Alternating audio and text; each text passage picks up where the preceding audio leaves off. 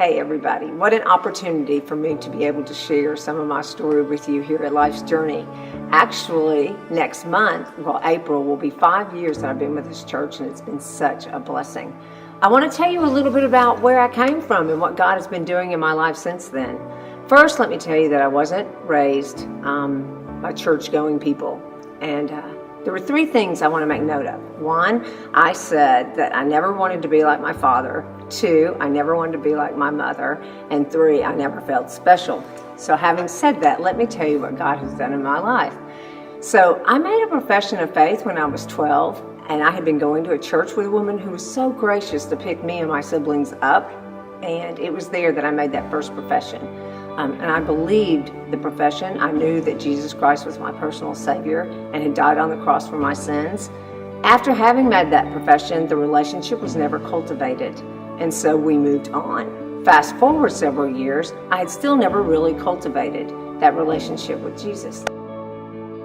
So when I was in my 20s, I went back to church and I did the checking off the box. I went to a fabulous church, heard fabulous praise music, heard fabulous messages, and loved that connection I had with God when I was in those doors.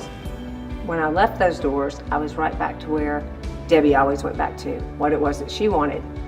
So I'd always wanted to build this life where I would never be where I came from. So I worked hard at school, I worked hard at work, looking to achieve this middle class stability.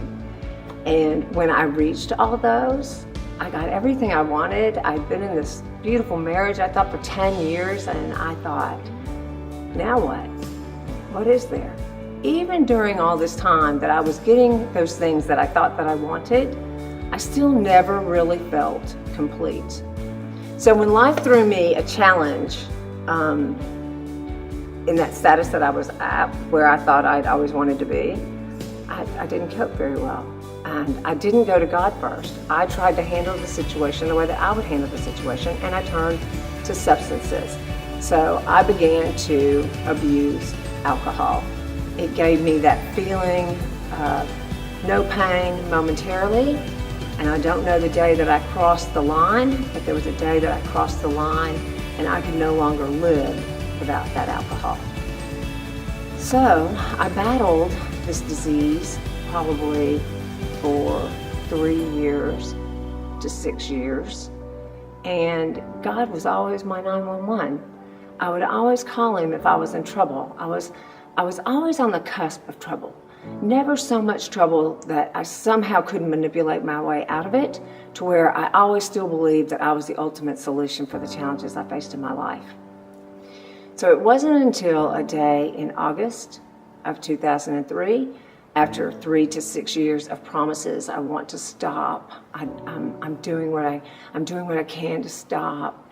Where alcohol was certainly my master. In 2003, I came to a desolate place where I found myself in this jail cell. It was then the first time it dawned on me, with just a moment of clarity, that God truly was the one that I should be dependent upon. In that cell, I dropped to my knees and I prayed for God to take everything from me, that I surrendered all. I cannot explain it. It was an overwhelming sense of calm, of peace, serenity, and I knew that God had this. He had every bit of this. From that day forward, I have worked on my relationship with God. All those years ago at 12, when I made that profession of faith and that relationship with Christ wasn't cultivated, here it's being cultivated. God has transformed my life. He has turned me into that new person. I can tell you I am reborn. I can tell you that everything that I went through now, I can see has a purpose to help somebody else. I have a passion today where God has mentally, physically, and spiritually healed me and is using me as a tool to help others. I can see that in my life today. through this journey, I've discovered there's not a circumstance too big that God can't take care of. It is amazing to me how I sense His presence in all circumstances.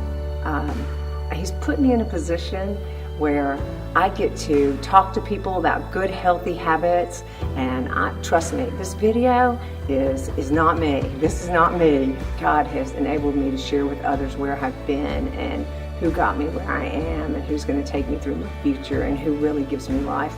I get to share with people on how to get healthy again, and also I get to walk with people in recovery to share my experience, my strength, and my hope with them, to let them know the transformation that by my being willing to allow God to come into my life, that He can transform.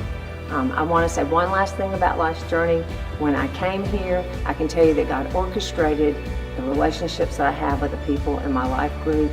I love them. They're like family. And so coming up on my 5th anniversary, I'm thrilled to continue to watch this church grow, and I'm thrilled to be a part of this with all of you.